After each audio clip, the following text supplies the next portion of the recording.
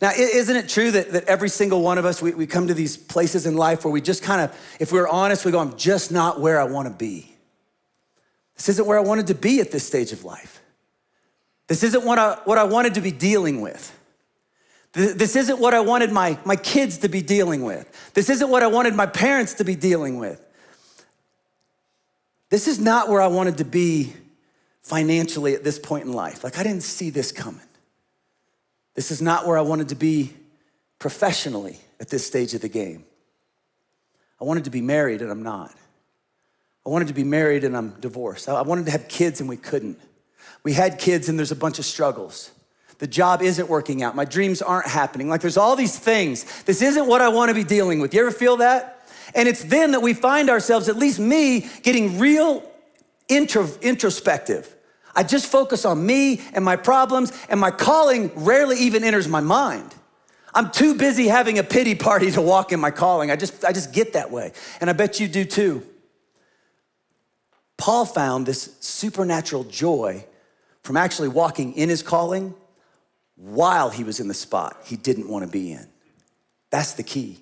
He said, my situation, it doesn't get to steal my calling. I get to decide that. I think he would say, Red Rock Church, you don't have to wait till your situation changes to experience the supernatural joy that comes with walking in your God-given calling. You can do it from wherever you're at.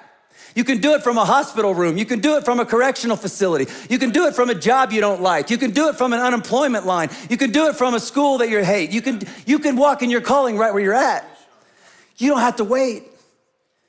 I think he would say, guys, I got this supernatural joy because I'm choosing to walk in my calling while I feel stuck. He said this in 1 Corinthians 7, don't be wishing you were someplace else or with someone else. Where you are right now is God's place for you. Listen to this. This is great advice. Live and obey and love and believe right there. What if we did that?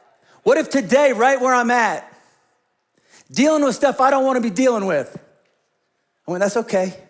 My situation doesn't get to steal my calling. I'm gonna live right here. I'm gonna obey right here. I'm gonna love right here. I'm gonna work right here. I'm gonna reach people from right here. I'm gonna love people from right here. My situation doesn't get to take my calling. Paul just decided, I'm gonna embrace where God has me and walk in my calling right where I am. We can do that. God, help me to embrace how you've made me and to use my gifts for an eternal purpose. Help me to embrace how you made me, celebrate how you made me, get excited about how you made me, and use those gifts to go change the world, even when I'm struggling. I think Paul would tell us, church, here's what I had to remind myself, and here's what you're gonna have to remind yourself. My situation doesn't get to steal my calling. There's purpose in this pain.